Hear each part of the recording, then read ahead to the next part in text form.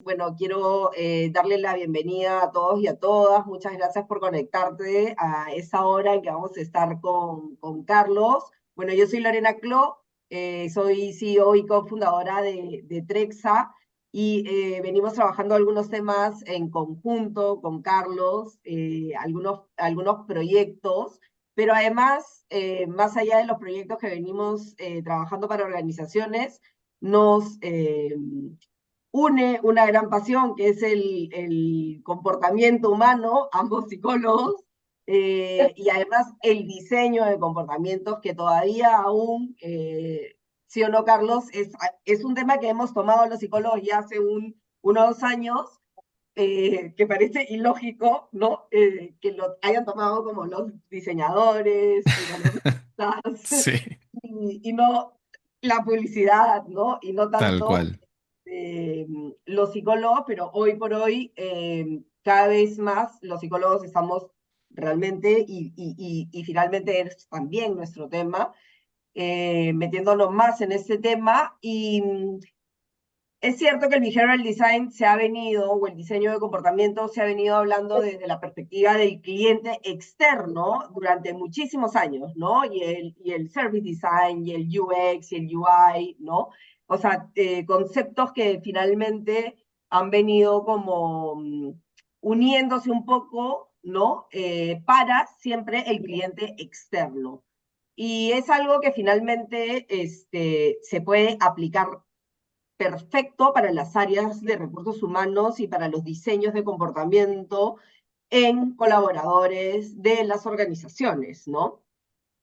Y el tema que le tenemos hoy día es un tema que además del diseño de comportamientos que nos apasiona a Carlos y a mí, Carlos tiene muchísima experiencia en esto, es más que conocido en el tema y profesor además de Behavioral Design. eh, es también la cultura organizacional, ¿no? Y veníamos hablando antes bueno, ya venimos hablando hace tiempo de esto, pero veníamos hablando antes de conectarnos de cómo se entiende la cultura, ¿no? Y de hecho hemos leído todas las preguntas que nos han mandado al momento de inscribirse y hemos tratado de alguna forma hacer una secuencia lógica de esa hora en la que vamos a estar juntos, en donde vayamos a responder en su mayoría estas preguntas, pero lo que sí quisiera aclarar que si en algún momento tienen alguna pregunta adicional que pueda salir, la pueden poner en el chat y en la medida de lo posible, lo que vamos a hacer es también ir respondiendo para que esto no sea una cátedra, eh, sino más bien como conversar Carlos y yo, ¿no? Y bueno, veníamos hablando antes de conectarnos sobre qué es la cultura organizacional, ¿no? Y qué es el behavioral design, finalmente también. Pero justo le decía que para mí, digamos, me es muy fácil explicar, cuando tengo que explicar qué es cultura organizacional y diferenciarlo un poco de clima organizacional, es que cuando hablamos de clima organizacional hablamos pues del estado de ánimo de una persona, ¿no? Eh, y entonces yo esta mañana me levanté con un estado de ánimo distinto probablemente al que tengo yo ahorita, ¿no? O también en una época de la semana o en una época del mes, uno se puede despertar o estar de un estado de ánimo distinto y por ende es mucho más cambiante el estado de ánimo, ¿no? Y cuando uno mide el clima organizacional es como la foto que tienes del momento del estado de ánimo de una organización, ¿no? Es diferente cuando uno toma clima en enero que en marzo, que caen utilidades, o abril, ¿no? Eh, Todos están de mejor ánimo después de las utilidades y demás, ¿no? Y cuando hablamos de la cultura organizacional, más bien estamos hablando como de la personalidad de una organización. Y si lo llevamos hacia psicología, la personalidad es algo que vas formando durante años. Existe, ¿no? No es que tú formes una cultura organizacional, ¿no? Una personalidad sí se va formando en el tiempo, es más duradera también, ¿no? Pero no es estática, ¿no? Entonces, finalmente, cuando hablamos de cómo hacer una cultura organizacional, decíamos con Carlos, no es que tengas que hacer una cultura organizacional, porque la cultura organizacional existe, pero quizás no es la cultura organizacional que está orientada hacia tu estrategia organizacional, ¿no? Hacia tus objetivos. Entonces, más bien la pregunta es, ¿cómo hacemos una cultura organizacional que esté orientada hacia esa estrategia organizacional, ¿no?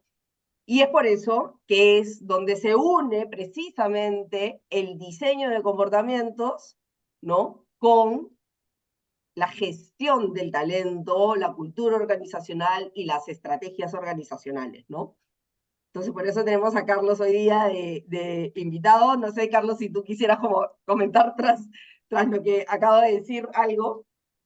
No, no, lo máximo, súper Lore. Es tal cual como estábamos conversando. ¿Qué tal? Hola a todos y todas. De verdad, estoy súper contento de poder estar aquí y ver caras conocidas, nombres conocidos.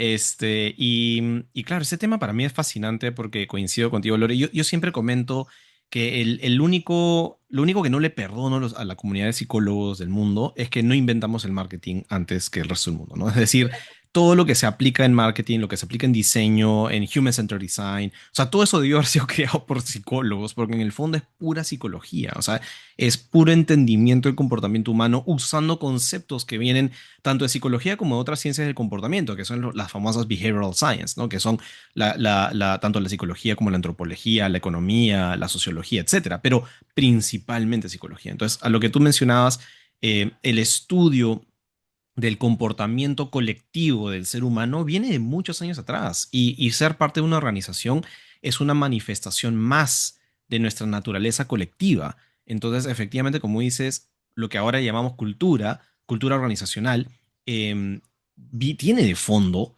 esta base psicológica y yo diría incluso hasta primitiva, ¿no? Juega con reglas primitivas del ser humano porque cuando yo enseño, por ejemplo, conceptos como influencia social, que es un famoso principio psicológico que usamos en Behavioral Design, siempre parto de que todos tengamos súper claros de que el ser humano es por esencia un ser gregario, es decir, un ser colectivo. No puede sobrevivir si no es con una manada, no podemos. Dado que es tan evolutiva esa necesidad, generamos ciertas reglas para comportarnos y definirnos en colectivo que lógicamente se traduce en un entorno corporativo. Entonces, lo que me encantaría hoy día sería poder compartir contigo y con todos los que nos están acompañando algunas de esas reglas o algunas de esos modelos, herramientas que se han ido creando con el tiempo. A lo mejor algunas ya los conocen, algunas herramientas y a lo mejor no, pero son formas que nos ayudan a abordar el gran reto de cómo, más que cómo construyo una cultura, cómo le doy forma, la forma que yo quisiera darle. Porque como tú decías, si yo no tengo una gestión de cultura. Es decir, yo no me he sentado y he puesto en papel cómo quiero que sea mi cultura. Eso no significa de que la empresa no tenga una cultura, ¿no? Desde que nos juntamos tres, cuatro, cinco patas, ya se está creando una cultura de nosotros como comunidad, como grupo, ¿no? Entonces, no importa si tu empresa es de 10 o de, no sé, 500 personas, 1000 Claro. personas. Da igual, es como que la formación de la cultura es inherente al ser humano y ocurre con tu diseño o sin tu diseño. Lo que hacemos desde diseño de comportamientos es cómo podemos tratar de nosotros agarrar las riendas de esa cultura, o sea, dirigirla hacia lo que queremos para que no se nos vaya por cualquier lado. Y es lo que le pasa pues a muchas empresas con las que converso, ¿no? Así que eso es un poquito Claro, la intro por donde quería llevarlo, pero vamos viendo, Lore, vamos viendo y las preguntas que nos dejaron estaban buenísimas y espero que las podamos abarcar, ¿no? claro. El problema, digamos, que tiene las áreas de gestión humana, ¿no? Que finalmente, en base a mi experiencia y todo el equipo de Trexa y de Zoom, lo que vemos es que existe una brecha importante entre eso que dices, oye, yo quiero que la gente se comporte de esa manera, ¿no? Para poder lograr estos objetivos estratégicos y la gente se está comportando medianamente de la manera que yo quiero o opuestamente a la manera que yo quiero. Entonces, les está costando mucho cumplir con los objetivos organizacionales o los cumple, pero no de la forma en la que sería también la más adecuada para la organización, más eficiente y demás, ¿no? Entonces, cuando hablamos de esta brecha, efectivamente tú dices, hay una cultura organizacional, independientemente si existen las personas, la hay, ¿no? El problema es si es la cultura que se desea para cumplir con los objetivos que finalmente tiene una organización, ¿no? Y lo que he visto en mi experiencia es que las áreas de gestión del talento se quedan en comunicar ¿no? Esos Claro. comportamientos que quieren y piensan, ¿no? En buena fe de que comunicándolos y si las personas se lo memorizan, ¿no? Ujú. Y están como si fuese la tortura china, metiéndoselos así como entre canciones, entre que lo pegan en las paredes, en el piso, cierras la puerta del baño y te encuentras con los valores, ¿no? Claro. Y si tú tomas el examen, la gente te dice los 5 valores, pero la gente, para empezar, muchas de las empresas ni siquiera eso lo traduce en comportamientos específicos y también la gente no los interioriza, ¿no? No los interioriza y mucho menos los termina como viviendo en su día a día. Ujú. Entonces, ahí también existe una brecha entre lo que uno puede entender por el valor o que uno, no sé, digamos, alguien quisiera que es estratégica la transparencia en el servicio, por ejemplo, y la gente podría entender, yo podría entender el concepto como algo, tú podrías entenderlo como otra cosa, ¿no? Amparo podría entenderlo como otra cosa y al final pues nos comportamos de diferente manera todos, ¿no? Porque lo entendemos de otras maneras.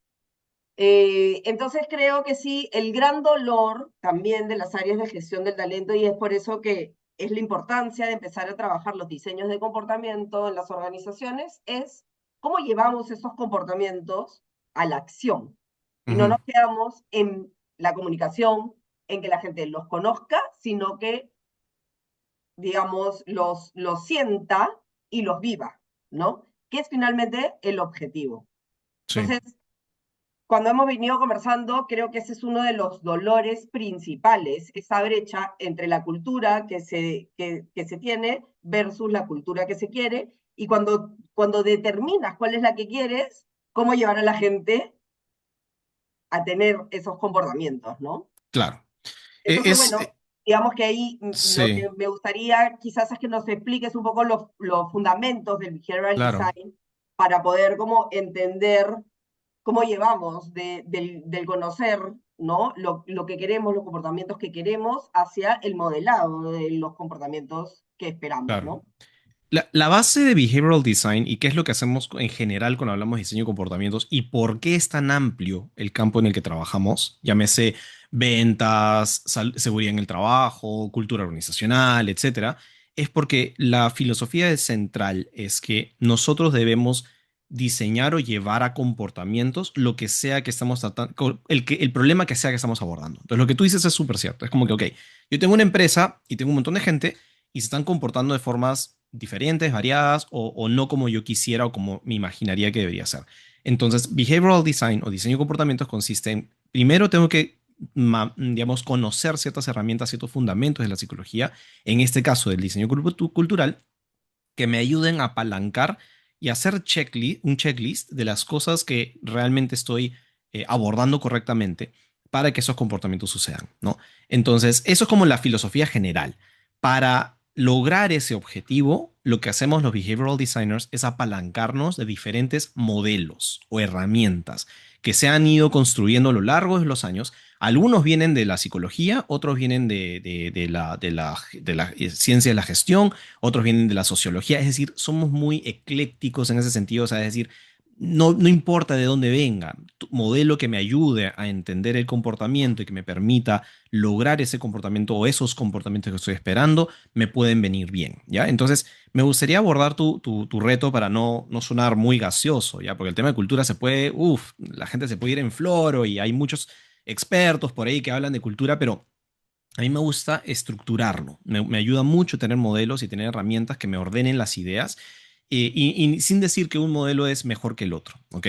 Entonces, de arranque, lo primero que partiría es, a mí me gusta trabajar con una definición, digamos, medio académica de lo que es la cultura, no de la cultura organizacional, sino de lo que es la cultura, una cultura de una sociedad, ¿ok? ¿Por qué? Porque me gusta esa definición que voy a leer a continuación, porque medio como que me pinta un poco la cancha. ¿Ok? Me pinta las canchas de esas cosas que yo debo tomar en consideración como un gerente, como un líder, un CEO, lo que sea, al momento de definir mi cultura. Porque va más allá de misión, visión y valores. ¿Ok? Entonces, por ejemplo, la definición que me encanta es una de definiciones académicos en el 2008 que lo sacan, que son Triandis, Matsumoto y Yuan, que habla que la cultura es un sistema de reglas creadas por un grupo de personas que definen actitudes, valores, creencias, normas y, lógicamente, por ende, el comportamiento de los individuos. ¿Por qué me parece tan útil esta definición?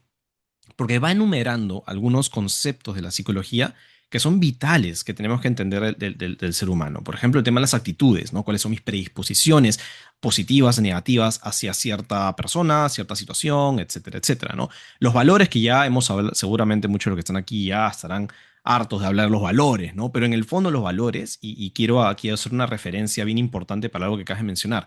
Existe un libro, ahorita no me acuerdo exactamente el título, tendría que buscarlo, pero existe un libro que escribe este gerente, ex gerente de Disney, que habla acerca de estas como cuatro claves o habla acerca de una jerarquía de valores que se manejaba cuando él trabajaba en Disney, ¿no? Y aquí va el tema, porque es importante entender bien lo que son los valores.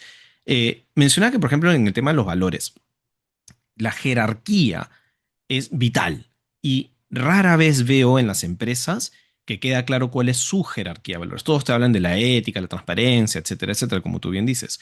Pero rara vez yo veo en los valores de una empresa algo relacionado con sus resultados operativos. Es decir, rara vez una empresa te pone que la eficiencia o que no, la productividad es uno de los valores de la empresa.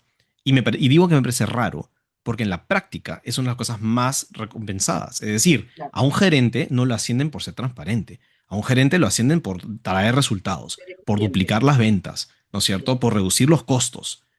Eso te dice que el valor de la empresa principal es la productividad y está bien. Yo no voy aquí a decir, no, está mal que la transparencia sea segundo. No, está bien que la productividad sea su primer valor. Lo único que yo le digo a las empresas sean consecuentes, porque los valores, como tú bien dices, no son las palabras que pones en tu afiche y se ven bien bonitas, es la práctica. Y eso tiene que ver con uno de los modelos que quiero mostrar a continuación. Entonces, regreso a Disney. ¿Ya? Y Disney lo que planteaba es que el valor principal, no me acuerdo ahorita exactamente todos los valores, pero eran seguridad, número uno, show business, o sea, como que el show, ¿no? La operación, y esa era el tercera, y la cuarta ahorita no me acuerdo, pero digamos que no importa tanto. Pero quiero concentrarme con las tres primeras.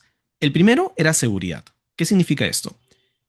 Que Disney le enseñaba a sus colaboradores, a los que estaban operando las máquinas, a los que estaban en los parques, que si hubiese una situación, digamos, tú estás operando una montaña rusa y hay una situación en la cual hay una persona, por ejemplo, que tenga un tipo de discapacidad y que tú necesites detener un ratito la máquina para que esa persona suba bien o por lo menos bajarle la velocidad, para que esa persona suba bien y te asegures de que esté segura, eso va por encima de la operatividad. En otras palabras, si yo hago esperar la cola un rato más, no me van a castigar si lo estoy haciendo por seguridad. Lo ok, mismo si lo estoy haciendo por show. ¿Qué significa show? Que para Disney, todos los que hemos ido a Disney lo hemos vivido, el show, la magia del espectáculo de lo que estás allí es vital. Es decir, es mucho más importante que la operación, que la productividad. Es decir, de nuevo, vamos a seguir el mismo ejemplo. Si tú detienes un ratito el ride, ¿no? En la montaña rusa, porque hay un niño y le estás haciendo no sé, pues un showcito, o sea, no un show, sino es como que estás haciendo tu personaje y eso aguanta un ratito la cola, no hay problema, no te vamos a castigar, no te estamos midiendo por el minuto a minuto, ¿no? Entonces, ¿por qué eso es importante? Porque eso hace que la persona que está operando la máquina tenga total tranquilidad y confianza de que las decisiones, los comportamientos que va a realizar siempre tengan una jerarquía igual que la empresa. Es decir, siempre voy a operar primero con seguridad, luego con show y luego con operatividad. ¿Por qué esto suena como que, ay, Disney? No. Yo hace no mucho estuve trabajando con una empresa, con una cadena de restaurantes y justamente tienen este problema en que la seguridad en sus restaurantes no estaba siendo respetada. Es decir, las personas no estaban cumpliendo con los protocolos, había muchos accidentes, etcétera, etcétera. ¿Ya? Y claro, me contactaban para ver cómo podemos hacer que la gente se cuide mejor. Fue relativamente sencillo ese diagnóstico porque lo que terminé levantando es que a las personas que trabajaban en la operación, en la cocina, que estaban cortando con cuchillos y con cosas calientes, eh, adivina cómo es que los medían, ¿no?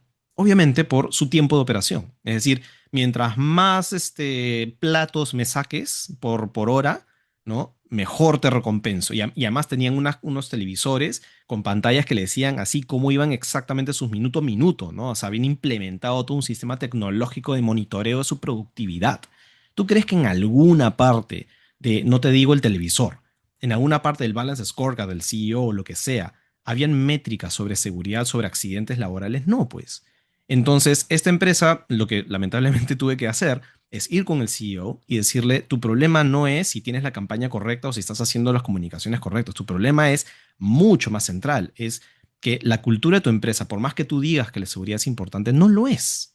No lo es, Ujú. porque no estás midiendo a nadie y la jerarquía de valores de tu empresa tiene por encima de todo la productividad. Entonces, no está mal. O sea, no está mal. O sea, simplemente no esperes una política. Ellos querían implementar una política de cero accidentes. No, no va a pasar, pues. O sea, para tener cero accidentes tienes que sacrificar un poco tu productividad porque es bien difícil que saques 20 platos en una hora y encima no te accidentes, porque para sacar esos 20 Claro. platos estoy haciendo algunas maniobras que no son muy seguras, que me hacen ganar segundos, pero a costa de mi riesgo. Entonces, esa parte, Lore, creo que me parece bien importante tener bien claro, porque antes de hablar sobre modelos y tanta vaina, lo primero que tenés que tener bien claro cuando trabajamos con cultura es ser consecuentes y ser honestos con nosotros mismos. ¿Qué es lo más importante para mi empresa? Si es la productividad, si son los resultados económicos, ponlo. Es tu valor más importante y te voy a medir por eso, porque de nuevo, si no pasa lo que tú dices, yo digo que la seguridad es importante, pero en la práctica diaria lo que estoy recompensando es la entrega. No, no es que sea seguro, no, sí llamo la atención a alguien, pero eso no es suficiente. Entonces, ese nivel de jerarquía, primer paso, primer hack, primer tip que dejo ahí a la mesa, sería el primero que compartiría. No, no sé qué opinas sobre todo lo que acabo de decir. No, sí, sí, el tema creo que es porque uno no lo aceptan, ¿no? Y dos, porque, pucha, se ve un poco crudo, ¿no? Pero es Claro. real. No se vende, pues no, no hace una bonita foto, ¿no es cierto? Claro, ¿no? Más bonita es si fuésemos como transparentes, Claro. honestos, innovadores, ¿no? O sea, suena más romántico, digamos, todo eso. Pero tú sabes que puedes sacarle la vuelta a eso. Te digo cómo. Ujú. Tú sabes, yo soy independiente, pero conozco a muchas empresas, muchas agencias y tengo muchos alumnos, muchos chicos que me buscan y me piden consejos sobre, oye, esta empresa sí, esta empresa no, ¿no? Este, y me pasa, por ejemplo, que hay una agencia que yo admiro mucho y que yo siempre recomiendo ir a trabajar cuando eres un behavioral designer. Pero yo conozco la agencia. Yo sé que ahí no vas a trabajar tranquilo. O sea, yo sé que ahí no estás. Esa idea de tu balance, vida laboral, vida personal, eso no va a pasar. No va a pasar. Y claro, nadie va a decir aquí te sacamos la mugre, ¿no es cierto? Pero yo, por ejemplo, cuando hablo con los chicos, yo les digo, a ver, esta agencia, entre sus valores, lo más importante, obviamente, es la excelencia en sus resultados. Y para eso te sacan la mugre. Te sacan la mugre. O sea, te dan feedback, te revuelcan, son muy exigentes contigo. No por mala onda, sino porque están protegiendo la excelencia de sus documentos, ¿no? Entonces, ese es el valor más importante. Entonces, yo lo que digo aquí es, si tú quieres aprender, quieres desarrollarte, quieres como que así meterte un esteroide que te haga crecer como profesional, anda ahí. Pero ojo, olvídate de llevar una maestría, olvídate de estar planificando ahorita tener hijos, porque no vas a poder. No, ese no es el lugar para vivir una vida tranquila. Ese es un lugar para sacarte la mugre por 1 o 2 años y de ahí, si quieres, te buscas una empresa más tranquila. ¿Y tú crees que alguien se desanima cuando les digo eso? Nada, al revés. Me dicen, sí, yo quiero que me saquen la mugre. Entonces, ¿a qué voy con esto? Ninguna empresa te va a decir, sí, aquí nosotros explotamos a la gente. No. Lo fraseas, no como explotación, dicho sea de paso, no estoy fomentando la explotación, ¿no? Pero a lo que voy es que yo lo que le digo a esta empresa, porque además los conozco, es, sean honestos. Ustedes le sacan la mugre a la gente, pero no por ser malos, sino porque los llevan a sus límites para generar excelencia. La gente no te va a durar más de 4 años o de 3 y ya está. En Eres una general empresa de igual, alta. ¿no? Y está bien, y que seas una empresa de alta rotación, pero eres una empresa que aquí tú sacas estrellitas, ¿no? Porque la gente que entra es Ujú. gente brava. Y se hace cola para postular a esta empresa. ¿Por qué? Porque es una empresa de alto nivel de excelencia. Entonces, Ujú. ¿a qué voy con esto, Lores? Yo entiendo que estos mensajes no hacen buen PR, ¿no es cierto? No se venden, pero porque lo están vendiendo mal. O sea, Si tú quieres decir que eres una empresa dedicada al éxito, dedicada a tener los mejores profesionales que puedan dar lo mejor de lo mejor y que por eso el valor más importante es tu productividad, dilo. Hay gente que va a querer eso, hay gente que quiere crecer profesionalmente, ¿no? Y eso es parte de tu cultura. Una vez que entras a la empresa se espera ese nivel de excelencia, ¿no? Ujú, ujú. Entonces hablabas también sobre primero la actitud, luego los valores, las creencias también, o sea, son Correcto. finalmente em, constructos que nos ayudan o digamos que construyen Ujú. nuestros comportamientos, ¿no? Sí, correcto. Y todos venimos con actitudes, valores, creencias, experiencias totalmente distintas y de pronto nos juntamos con 6.999 personas, ¿no? Sí, Que vienen de mundos totalmente distintos y queremos que todos se comporten de manera sí, parecida. Digamos, no vamos a poder lograr, pero sí podemos lograr que hayan ciertos comportamientos compartidos, que claro, finalmente son aquellos que formarán la cultura organizacional, ¿no? sí. Por eso es importante el tema de los valores. Es como que piensa en Ujú, tu grupo de amigos, ¿no es cierto? Un grupo de amigos del colegio, de la universidad, lo que sea, no piensa exactamente igual. Algunos quieren votar por un candidato, otros votan por otro candidato, unos les gusta una cosa, otro. O sea, hay gustos diferenciados. Sin embargo, lo que te une como amigo o amiga puede ser, no sé, un gusto por un deporte, un gusto por una actividad o simplemente que han convivido juntos por muchos años en el colegio y eso los unificó, ¿no es cierto? Entonces, para mí ese es el equivalente a una cultura organizacional. No se trata que todos piensen igual. Porque además es importante que haya pensamiento divergente para justamente ya. este, poder, ¿no? Pensar, o sea, idear cosas Para la diferentes. diversidad, para la La diversidad, innovación, ¿no? O exacto, sea, es súper claro. importante, claro. Entonces no se trata de que todos piensen igual, pero por eso tienes que tener claro tus valores. O sea, todos en la empresa. Si tú dices que eres una empresa de alto desempeño y de excelencia en resultados, esperarías que la mayoría, por no decir todos, estén alineados con que eso es lo que están dispuestos a entregar en esa empresa, ¿no es Ujú, cierto? Si ujú, tú esperas que esta sea una empresa de dinamismo y ideas abiertas y de mucha diversidad, tú vas a recibir gente que probablemente sea de un tipo de forma de pensar, menos quizás, menos conservador quizás, ¿no es cierto? Lo cual no significaría que no te contratarías a alguien conservador. Pero, por ejemplo, vamos a poner un ejemplo bien sencillo, ¿ya? Yo armo una agencia, armo una empresa pequeña, ¿no? Y aquí viene un segundo aprendizaje que me parece bien importante que quiero compartir, pero hagámoslo otra vez el ejemplo. Yo armo una empresa pequeña y quiero que la cultura de mi empresa sea una cultura de mucha diversidad, de mucha apertura de mente, ¿no es cierto? Entonces la gente viene y súper abierta, de un corte más quizás poco convencional y poco conservador, ¿no es cierto? Vamos a poner un tema aquí sobre la mesa que puede ser de alta conflictividad, ¿no? Pero podría ser el tema de no sé, todos son de una orientación más, menos de derecha, ¿no? Y las conversaciones en el lugar, sí, no, yo estoy en contra de lo que pase, no sé qué cosa, estoy a favor, por ejemplo, estoy a favor del aborto, me invento, ¿no? Cosas que son conflictivas, ¿por qué? Porque tú quieres diversidad de pensamientos, quieres gente poco conservadora.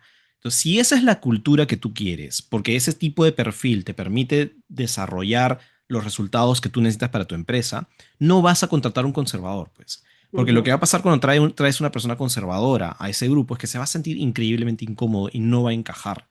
Y ujú, va a incomodar a las otras personas. Porque si para tu empresa esa forma de pensar es importante para tu negocio, esta persona no encaja, ¿ya? Entonces, he hecho ese ejemplo bien exagerado, ¿ya? Porque eso no suele pasar, pero quería básicamente graficar lo siguiente.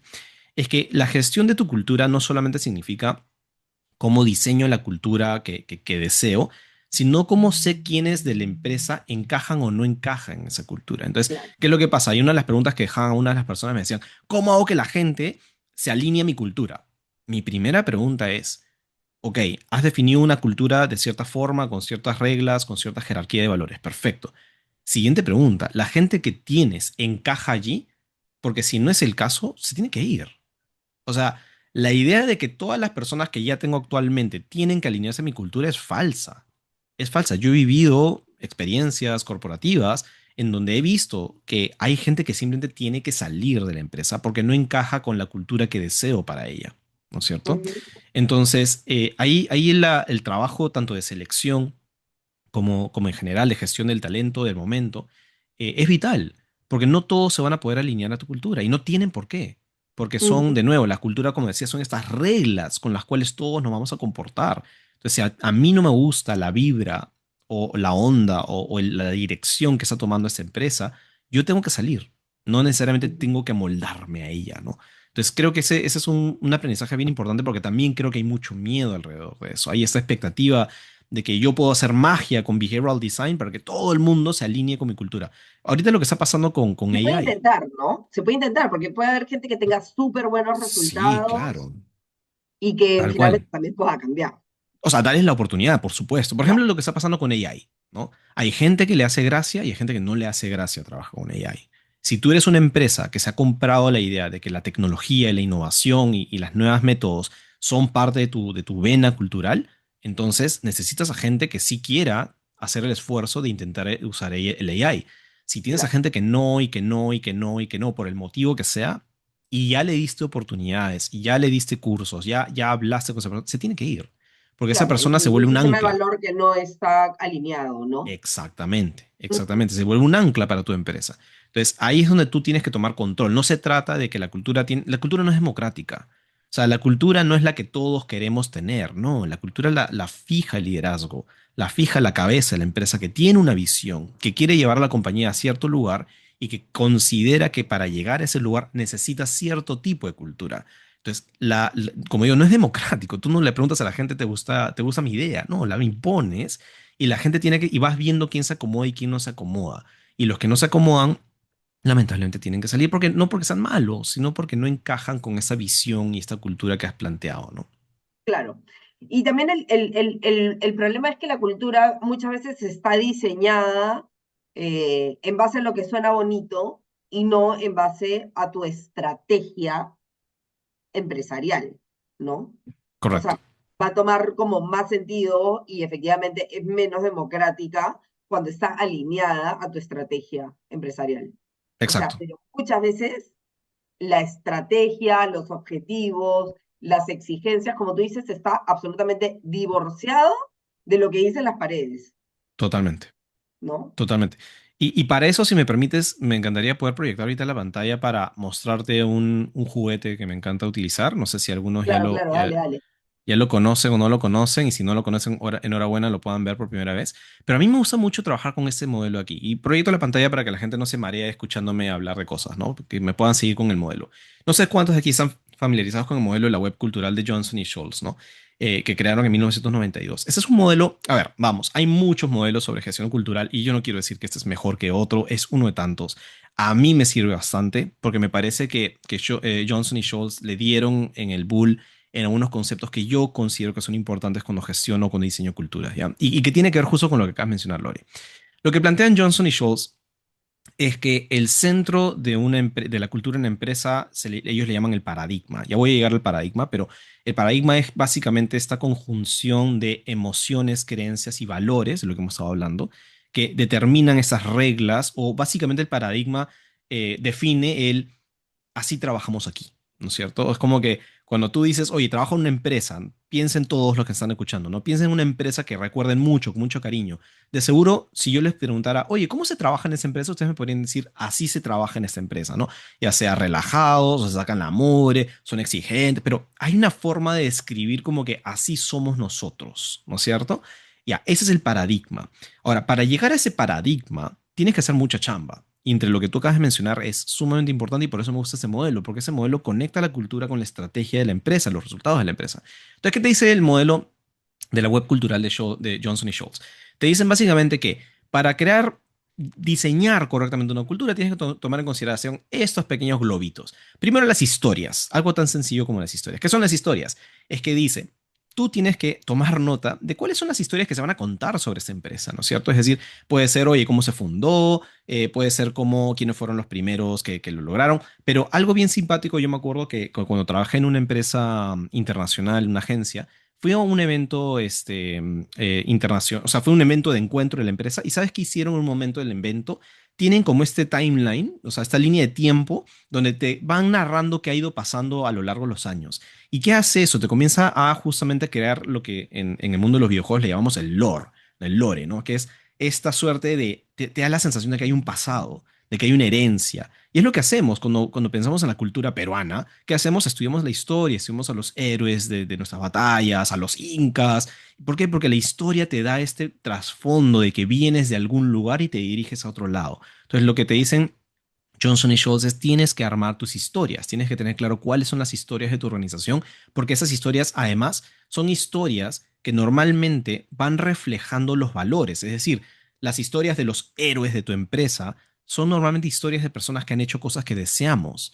Caso contrario, hay historias de antagonistas también, es decir, gente que le hizo daño a la empresa. ¿Y por qué le hizo daño? Ah, porque se comportaron de esta forma. Entonces, a través de las historias, que es algo muy inherente al ser humano, contamos lo que consideramos que es importante. Yo cuando le cuento a mi hija sus cuentos de antes de acostar, le cuento historias sobre valores, sobre gente que hizo cosas que son buenas y sobre gente que hizo cosas que son malas. ¿Para qué? Para que aprenda lo que está bien y lo que está mal. Es lo mismo en una empresa, ¿no? Lo mismo con los símbolos.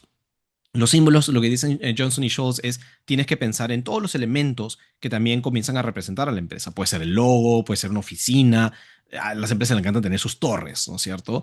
Las torres y esos símbolos comienzan a asociarse con estas historias y van generando ese sentido digamos, de identidad, ¿no? Entonces pueden ser los colores de la empresa, puede ser, como decía, un logo, pueden ser pines que utilices en la empresa, todos los símbolos que son importantes. Por ejemplo, yo trabajaba en una empresa que comenzó a poner un bombo, ¿no? Un bombo que golpeaban cada cierto tiempo cuando habían eventos de sus equipos, ¿no? Oye, es buenísimo, porque yo estuve cuando se creó el bombo y ahora veo que el bombo sigue allí y la gente se junta alrededor del bombo. Y es como que perfecto, tiene un símbolo muy importante que comienza a generarse identidad. Pero aquí ya comenzamos a entrar al mundo organizacional, que tiene que ver con las estructuras de poder. También lo que dicen los autores es tienes que comenzar a identificar quiénes tienen poder en esa organización, más allá del CEO, ¿no es cierto? Para empezar a mapear esa suerte de dinámicas sociales y jerarquías formales e informales que comienzan a dictaminar quiénes tienen poder y más aún cómo han accedido a ese poder. Porque normalmente tú accedes al poder cuando haces cosas que la empresa considera que son buenas. Vamos viendo cómo va el tema, ¿no? Rutinas y rituales, por ejemplo, ¿no? Si tenemos estos eventos del bombo, tenemos estos eventos, fiestas de cada cierto tiempo, fin de año, es decir, cómo manejamos las rutinas. Voy a avanzar un poquito más rápido para no quedarme mucho. Pero aquí viene la parte más dura. Los sistemas de control. ¿Cuáles son los KPIs de esta empresa? ¿Cómo se Mm, mide el éxito de esta empresa? Entonces ya te vas dando cuenta por qué me gusta ese modelo, porque ese modelo no te habla de toda la parte bonita y simpática de lo que normalmente vemos cultura, sino también te dice tus KPIs, tus OKRs, como sea que te midas, cómo te estás midiendo, porque en teoría ese es el sistema de recompensas de la empresa y tú recompensas lo que consideras que está bien, ¿no?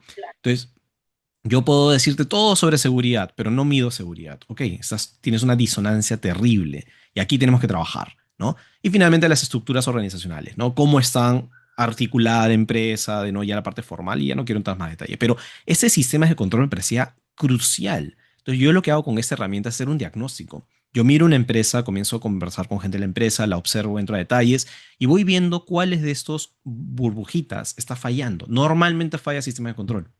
Entonces, el trabajo cultura no consiste en salir a hacer más show, consiste en meterte en el balance scorecard de la empresa y ver cómo se realinea y se equilibra con lo demás que tú quieres transmitir. Dime, ¿me querías decir claro. algo, Lore? Sí, sí, sí. Y lo que veo de las áreas de gestión humana es que se quedan en las historias, los símbolos, las rutinas, los rituales. eh, Lindo. ¿No? Claro, buenas fotos.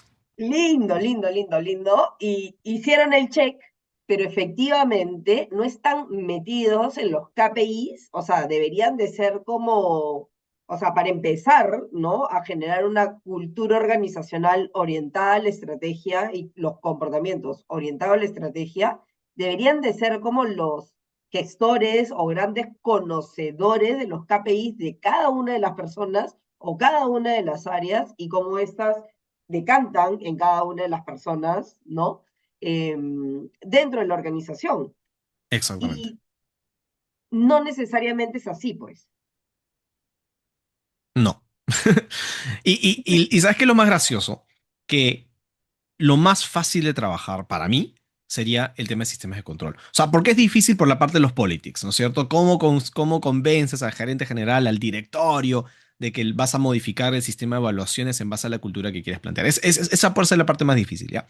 Pero logísticamente hablando, crear los símbolos, las estructuras, las rutinas, los rituales, eso es mucho más complicado porque estamos hablando de cientos de trabajadores si somos una empresa grande o hasta miles. ¿No? Pensemos en empresas de manufactura, gente que tiene obreros y que es una locura porque algo que no se habla mucho tampoco es que puede haber una cultura, pero también existen subculturas, ¿no es cierto? Es decir, el área de planta tiene una subcultura diferente al área de contabilidad. Es decir, no se van a comportar iguales y no tendrían por qué, porque tienen, digamos, vivencias totalmente diferentes, pero todos deben responder a una cultura general, ¿no es cierto? Pero existen subculturas y, a ver, ponte a hacer los rituales, las rutinas, los símbolos y eso de cada área de tu empresa, eso va a ser un dolor de cabeza. Pero los sistemas de control deben ser los mismos para todos, porque lo que se establece arriba debe obviamente decantar para abajo, ¿no? Entonces, digo irónicamente, es la parte más fácil, aunque tiene sus nodos, tiene sus bemoles, pero es mucha más chama meterte en lo otro, ¿no? Y es donde más normalmente nos metemos y donde más plata se invierte y que no se tendría por qué invertir tanto dinero. Claro.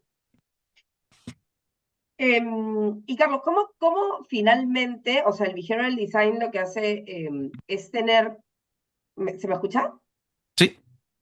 Es tener varias herramientas, ¿no? Existen dentro del diseño de comportamiento varias herramientas que nos ayudan a hacer este diseño de comportamientos y que no nos quedemos solamente en toda la parte del paradigma, historia, símbolos, rituales, Ujú. rutinas. Inclusive ya incluimos los sistemas de control, pero ahora, ¿qué más hacemos, no? Claro. Sí, sí, o sea, y ahí es donde ya entra la parte de comportamiento, ¿no es cierto? O sea, todo lo que hemos hablado ahorita, es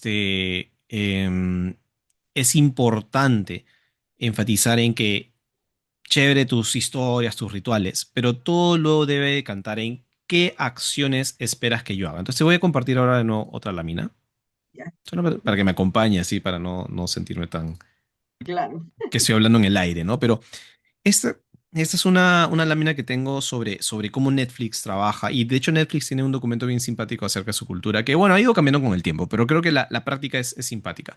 Es decir, Netflix tiene ciertos valores, ¿no? Que considera que son importantes. Y más allá de que esos sean los valores que ahorita profesen, ¿no? El ejercicio de cómo convertirlo en lo que yo llamo los behavioral values, es bien simpático. Entonces, por ejemplo, si Netflix tiene un valor como juicio, ¿no? O sea, para ellos, uno de los valores importantes, uno de los pilares importantes en su estrategia de cultura es el desarrollo de juicio. ¿Qué significa juicio, no? Y juicio no puede ser solamente una definición de diccionario, sino que ellos lo que hacen es plantean entre 4 y 5 comportamientos que esperan ver en sus colaboradores para definir o validar de que juicio es algo que está sucediendo. Y ese trabajo de definir comportamientos no es fácil. Ya lo he hecho con varias empresas y realmente sentarte un rato, romperte la cabeza hasta entender la forma de aterrizarlo, porque un comportamiento tiene que ser observable, ¿ya? Entonces, por ejemplo, me gusta, algunos son más difíciles de observar que otros, pero igual van por un buen camino. Por ejemplo, ¿qué significa juicio? Es, tomas decisiones bien pensadas a pesar de la ambigüedad. Utilizas datos para fundamentar tu intuición y tus decisiones. Ese segundo me parece vital. Me parece vital, porque Ujú, eso se puede observar. Es decir, que ujú, yo estoy en una reunión y voy a tomar una decisión y lo sustento con una estadística, con un cuadro, con una teoría o alguna información que me jale hasta de ChatGPT, no importa, pero no he tomado una decisión porque me vino del corazón, eso, digamos, determina que estás cumpliendo, estás haciendo ese comportamiento, ¿no? Mira más allá de los síntomas para identificar problemas sistemáticos, gastas el dinero en nuestros afiliados con prudencia. Se me pone un poquito gaseoso, ¿ya? Porque ¿qué significa prudencia? Pero bueno, se puede definir un poco más. Toma decisiones basadas principalmente en su impacto a largo plazo, más que en el corto plazo. Es decir, son acciones que son difíciles de aterrizar, pero las vas ujú. encaminando hacia una acción, un comportamiento. Un comportamiento debe poder definirse o si se hace o no se hace. O sea, debería ser así de dicotómico al momento de la observación. Entonces, eso es solamente un ejemplo, ¿ya? Porque, de nuevo, el ejercicio de aterrizarlo a comportamientos es difícil, pero se puede. Y aquí viene lo segundo, que para una que ya tienes un comportamiento bien planteado, te puedes ir a otro modelo que voy a subir por aquí, que es este modelo que me encanta, que es el modelo Combi, del que siempre Ujú, hablo. Todos los que me siguen deben estar aburridos de escucharme.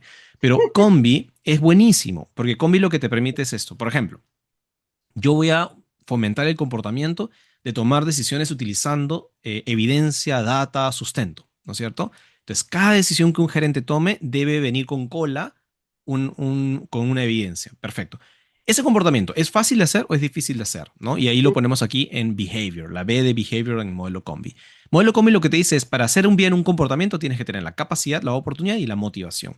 Básicamente, la capacidad y la oportunidad se refiere a qué tan fácil es hacerlo, ¿no? Primero, yo tengo conocimiento, si yo quiero tomar decisiones con sustento, ¿yo sé dónde puedo conseguir sustento? No, nunca en mi vida lo he hecho. Ok, entonces alguien tiene que enseñarme.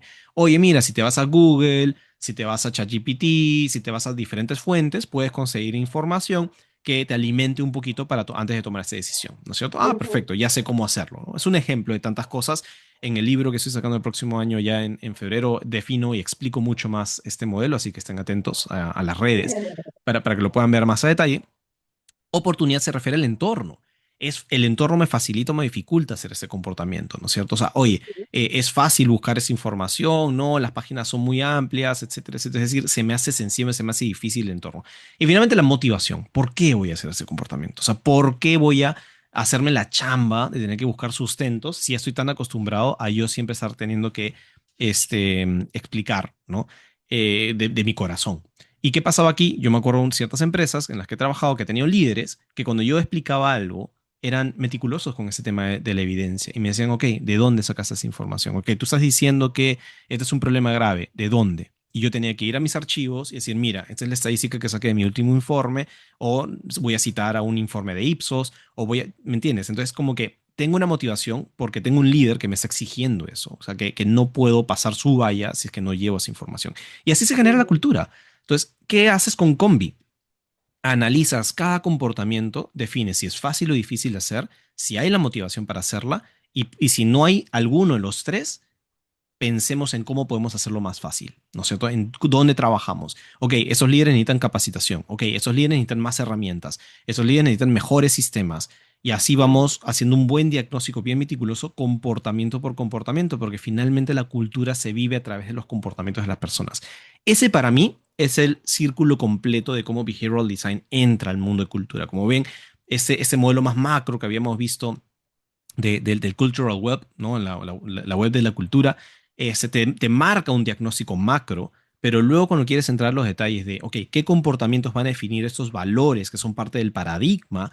Ahí voy a entrar a esta otra herramienta que es mucho más meticulosa y mucho más a detalle para habilitar todos los comportamientos que necesito que se hagan en esa empresa. Suena un chambón, es un chambón, pero esa es la forma, desde mi punto de vista correcta, de poder diseñar y armar una cultura sólida que tenga un sustento. Y no sé, no sé qué opinas, Lore.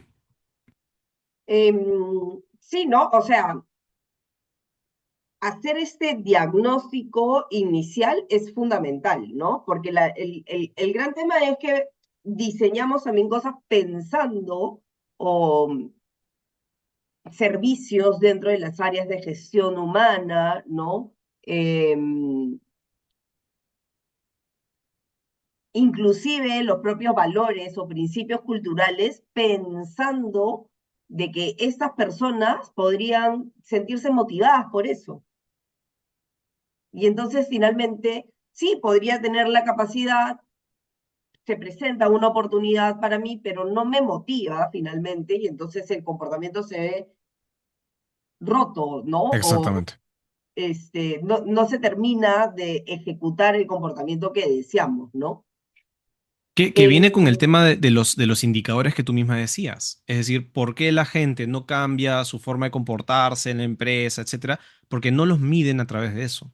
Por ende, no exacto, tengo una motivación para hacerlo. O sea, si a mí no me exacto. vas a medir por mi innovación, por mi transparencia, por etcétera, etcétera, o sea, no tengo una motivación. Y esperar que la gente sea transparente y ética porque así deberíamos ser todos es falso.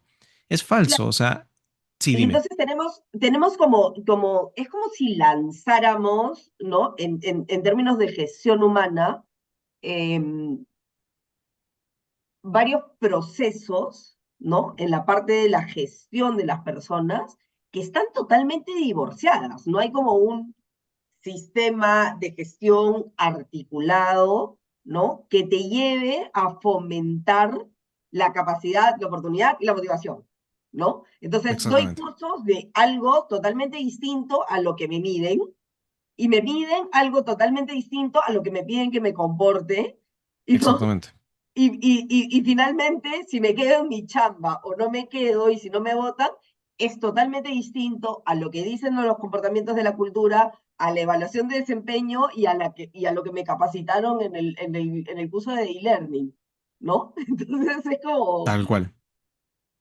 Tal cual. Y por eso es tan importante tener un sistema de motivación claro, que es lo que ustedes, por ejemplo, desde Trexa trabajan con el tema de las cards, ¿no es cierto? Es decir, tener un sistema que no tiene que ser, oye, todo tu balance scorecard, ¿no es cierto? Pueden Claro. haber otro tipo de motivaciones. Para la motivación yo uso otro diseño, otro modelo que ya no quiero compartir porque no quiero marearlos a todos, que es el famoso Octálisis, que a mí me encanta, que es un modelo que habla sobre Buenísimo. 8 tipos de motivadores y que justamente conectan, por ejemplo, con motivadores sociales, por ejemplo, ¿no es cierto? Entonces, el tema de hago un comportamiento porque quiero ser reconocido, quiero ser bien considerado por mi jefe, que obviamente luego se determina en mi crecimiento profesional y es válido, ¿no?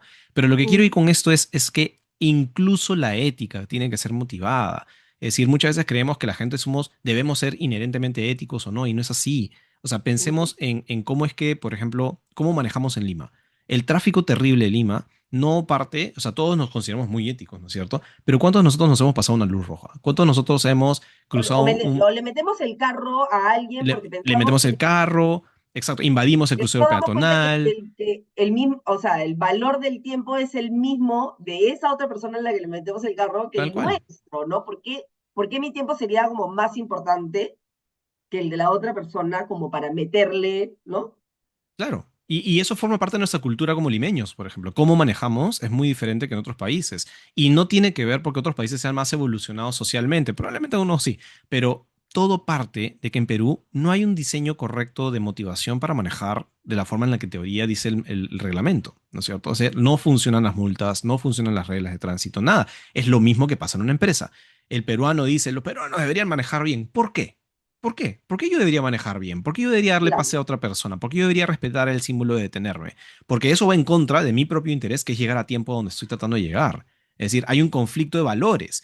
Yo quiero llegar temprano o yo quiero llegar rápido donde tengo que llegar y por eso puedo tomarme la licencia de saltarme algunas normas de tránsito porque Ujú, además no hay ninguna consecuencia por hacerlo. Lo mismo pasa en las empresas. Cuando a la empresa ujú. le dices, es muy importante la seguridad, pero no los mides por seguridad, entonces, ¿qué hacen? Se saltan algunas normas de seguridad para lograr los resultados de su productividad, sabiendo de que, pucha, si alguien se accidenta, bueno, lo peor que puede pasar es que me llamen la atención. Y ya está. Y yo sigo con mi carrera porque igual al fin de mes o al fin de año me van a pagar mi bono por haber logrado el resultado. Así que bueno, pues Exacto. un empleado con la mano quemada o no, me da igual. Suena feo, ¿no? Suena feo cuando dices así, pero eso es lo que pasa en la mente de la persona muy, muy en el fondo, ¿no? Entonces, por eso es importante este match entre todos los elementos de una cultura que tienen que ver tanto con la parte soft como también con la parte dura de las métricas, porque finalmente las métricas alimentan esa M de motivación que estaba mostrando en el modelo Combi, ¿no? Claro. Y también lo que tú decías, ¿no? O sea, en realidad a nosotros nos ha unido, como yo empecé esta hora que se nos está acabando, Te que dije que los... iba a volar, te dije que iba a volar, estaba segurísimo que iba a pasarse Qué, volando. qué bárbaro. Es que hay que hacer un workshop de eso, ¿no? Me apunto, me apunto. Si ¿Qué? tenemos matriculados, si tenemos inscritos, yo me apunto. Ya, ya, ya. No, es que aplicar todo esto, porque es que nos podemos quedar como mucho en la teoría y en la conversación, ¿no? Creo que lo principal de este espacio era también entender los conceptos y también la importancia de manera general cómo lo podemos aplicar, pero de las cosas que nos ha unido es cómo no se queda en lo gaseoso, ¿no? Cómo desde mi experiencia, tu experiencia, tus herramientas, mis herramientas, lo terminamos como aplicando en el día a día, ¿no? Y claro, venimos conversando ya hace un tiempo sobre la importancia de la gamificación, cómo aplicar la tecnología, ¿no? Que hoy Trexa lo tiene y que viene trabajando contigo en el tema.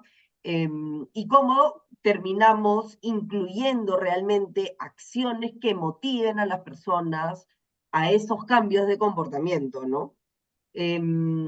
Y que sea fácil, amigable, diseñadas, centradas en las personas y en lo que realmente necesitan, ¿no?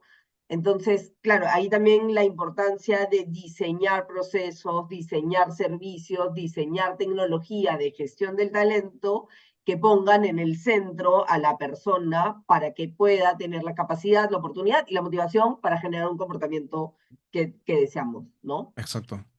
Sí, tal cual. Em, Y es un chambón, dicho sea de paso, ¿ah?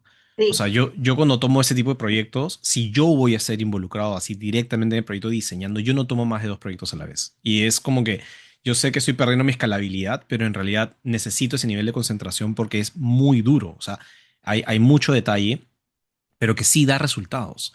O sea, da claro, muchos resultados una vez que ya lo tienes bien planteado, porque de nuevo es todo tiene sentido, ¿no? Entonces, claro, esa es un poco la lógica detrás de utilizar esos modelos. Por eso decía, no están escritos en piedra, no quiero decir, estos son los modelos, pero son herramientas que a mí me sirven para ordenar mis ideas y quiero pensar que algunos y algunas que nos han estado escuchando les haya hecho sentido, hayan dicho, sí, pues a mí me está faltando esto, me está faltando aquello. Son herramientas que te permiten hacer un diagnóstico para luego meterte a la parte de diseño. ¿No? claro. Y eso, como tú decías, lo que estamos trabajando en la mano ahí con Trexa, tiene mucho que ver justamente con la parte de cómo generamos la motivación cuando no podemos tener esos indicadores, métricas duras ya instaladas, porque eso toma tiempo, ¿no? Entonces, hay otras formas de generar motivación para impulsar los comportamientos que alimentan la cultura que deseamos en nuestra empresa, ¿no? Pero hay Claro, muchas Carlos. más aristas, ¿no? Y además, ¿cómo no nos quedamos solamente en el diagnóstico, ¿no? Exacto. Porque para hacer diagnóstico en términos generales hay cantidad de personas, Sí, ¿no? O y es la sea, parte bonita. Es ¿ah? bien divertido decirle a las empresas, lo estás haciendo mal por ese motivo, ¿no? Pero a Claro. ver, mete las manos, ¿no? Para hacerlo mejor. Y ahí terminas diciendo, bueno, pero así lo venimos haciendo siempre y entonces nada cambia. Claro, Pero lo pusieron en un papel, ¿no? En una presentación, o cambian algunas cosas y otras, te juro, Carlos, que en términos de recursos humanos, en mi experiencia, es que no saben qué hacer con la información. O sea, cómo claro. llevan a la acción todo eso. Ya, Sí, y entonces, ¿qué hago? ¿No? Y de pronto sí. tú le pones como un montón de acciones, pero que también, o sea, podrían estar divorciadas, ¿no? O que realmente no están diseñadas bajo modelos de cambios de comportamiento, Claro, ¿no? sí. Y ahí es donde entra también, como decía, toda la formación que uno puede ir teniendo sobre psicología. Es decir, yo no quiero decir que solamente los behavioral designers podemos hacer esto, no.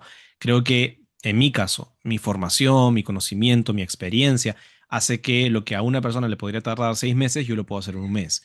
Pero finalmente, si todos aquí, digamos, leen, se informan, y se instruyen, estudian sobre estos modelos, sobre cómo funciona la Ujú, psicología humana, se les va a hacer más fácil, ¿no es cierto? Entonces, efectivamente, como tú dices, a mí no me gusta quedarme en el diagnóstico. El diagnóstico es la parte divertida para mí, es la parte fácil, entre comillas, porque la chamba está en, como tú dices, cómo implemento ahora una solución, porque luego implementarla es más complicada, pero se puede, simplemente tienes que tener, yo creo, creatividad para pensar no en ideas muy locas, pero sí en ideas que puedan ser interesantes y que cambien un poco la dinámica, pero más allá necesitas entrenamiento, o sea, no solamente el entrenamiento, sino la información que te ayude a que estas ideas no sean disparos sueltos al aire, sino que si tienes ujú, una idea que tiene que atacar la motivación, ok, ¿qué tipo de motivación? ¿Qué tipo de las 8 core drives te gustaría abarcar? Pero tienes que entender cuáles son esos core drives y para eso pues apoyarte quizás de gente que ya lo sabe, te puede acelerar el proceso, pero no es imposible para alguien el que no sabe, ¿no? claro. Si no, ahí estamos para ayudarlos en lo que quieran, pero Carlos, se nos acabó el tiempo y además tú tienes que volar a una cita. Volar Así otra que reunión. ni siquiera te puedo robar más tiempo, pero yo creo que podemos hacer acá una encuesta también y que las personas nos manden también sus preguntas después con el equipo y que podamos absolver algunas preguntas. Igual los vamos a mantener informados, informadas de los siguientes pasos. Carlos y yo y el equipo de Trexa y el equipo eh, vamos a seguir, digamos, trabajando juntos, así que se vienen como varias cosas Claro. en Se vienen términos cositas. generales. Ah, Se vienen cositas, como se dicen, ¿no? vienen cositas. Y que también finalmente vamos a tener un poco más de estos espacios para seguir conversando de cómo aterrizar todos estos conceptos en el día a día para las áreas de gestión del talento, ¿no? Sí, tal Y cual. llevar a la acción las cosas y no nos quedemos Eso, solamente en el diagnóstico. Así tal que, cual. nada, nos ha ganado el tiempo, se han pasado la hora volando. Te Sí. agradezco muchísimo, Carlos, por haberte conectado, por enseñarnos tanto en esta hora de manera tan veloz, casi como metralleta de información. Y agradecer a todas y a todos los que se han conectado también. Los mantenemos al tanto para siguientes ocasiones en donde nos vamos a juntar a Así informar conversando. y seguir conversando, sí. Sí. Y no, Así que nada, muchas gracias, Carlos. Muchas no, gracias a gracias. todos.